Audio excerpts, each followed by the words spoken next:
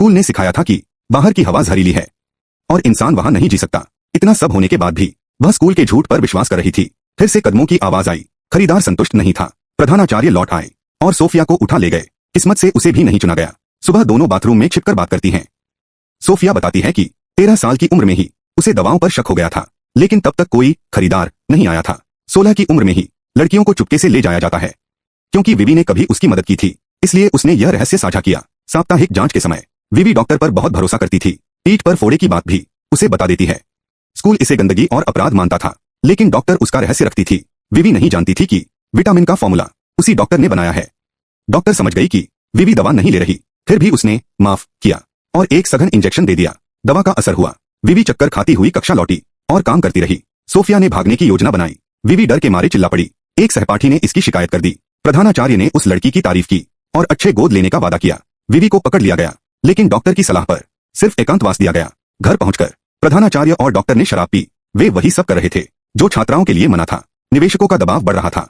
एक रात लंगड़ा गार्ड चुपके से डॉर्म में घुसा। सोफिया ने उसे बेहोश कर कार्ड छीन लिया और भागी। विवी को बचाने गई तो अलार्म बज उठा। भागते समय उसे विवी याद आ जाती है। वह एकांत कैद वाले कमरे की तरफ दौड़ती है, लेकिन तभी अलार्म बज उठता है। समय कम था। सोफिया को कहीं छुपना पड़ता है। प्रशिक्षक सभी लड़कियों को इकट्ठा करता है। अन्ना को भी कैद से बाहर लाया जाता है। प्रशिक्षक बताता है कि शियाओ में भागने की कोशिश में पकड़ी गई है, लेकिन उसके पास से कार्ड नहीं मिला। उन्हें शक है कि कार्ड किसी साथी के पास है। उस रात प्रशिक्षक खुद लड़कियों को नींद की दवा खाते हुए देखे। होश बनाए रखने के लिए वह अपने बालों की पिन से हथेली में बार बार चुभोती है। इसी दौरान उसे बिस्तर के पीछे कुछ छूने का एहसास होता है। वहाँ दरवाजों का कार्ड छुपा होता है, लेकिन बदकिस्मती से कार्ड की वैधता खत्म हो चुकी थी। अन्ना टूट जाती है। तभी उसके दिमाग में एक तरकीब आती है। वह उसी कार्ड से स्क्रू खोलती है और दरवाजा ही उखाड़ देती है। महिला प्रशिक्षक तुरंत खुद को बचाने के लिए सेडेटिव निकालती है। अन्ना बिना सोचे समझे टेबल लैंप उठाकर उसके सिर पर दे मारती है। फिर वही सेडेटिव इंजेक्शन उसी को लगा देती है। अब अन्ना के हाथ में असली कार्ड होता है। लोहे के पिंजरे से शियाओ मेई को बाहर निकाल लेती है। अंदर 3 लाशें रखी होती हैं। वे कांपते हुए थैले खोलती हैं। जो दृश्य सामने आता है वह रूह कंपा देने वाला होता है। उन लड़कियों के चेहरे बेरहमी से उतार दिए गए थे। अन्ना को वहाँ एक वीडियो मिलता है। तभी सच्चाई सामने आती है। बाहर कोई सर्वनाश नहीं हुआ था। यह कोई शरण स्थली नहीं थी। यह जगह अमीर औरतों को हमेशा जवान रखने के लिए चेहरा बदलने की फैक्ट्री थी। शियाओ मेई सबको इकट्ठा करती है और पूरी सच्चाई बताती है, लेकिन सालों की ब्रेन वॉशिंग के कारण कोई उस पर भरोसा नहीं करता। तभी अन्ना बेहोश प्रशिक्षक को घसीट कर लाती है और उसके बाल हटाती है। उसके सिर पर साफ दिखाई देता है सिलाई का निशान। वह भी बदला हुआ चेहरा था। अब लड़कियां सच मान लेती हैं। वे प्रशिक्षक को पिंजरे में बंद कर देती हैं और जैसे ही दरवाजा खुलता है एक नादान लड़की गलती से अलार्म ट्रिगर कर देती है। तेज सायरन पूरी इमारत में गूंज उठता है। गार्ड्स पीछा करते हैं। अगली सुबह गोदाम का दरवाजा खुलता है। पुलिस उन्हें बचाने आ चुकी होती है। धूप पहली बार दोनों लड़कियों के चेहरों पर पड़ती है। यह रंग उन्होंने पहले कभी नहीं देखा था। बाहर की दुनिया अनजान है, लेकिन अब उनके पास उस अनजान दुनिया को जानने का हक है।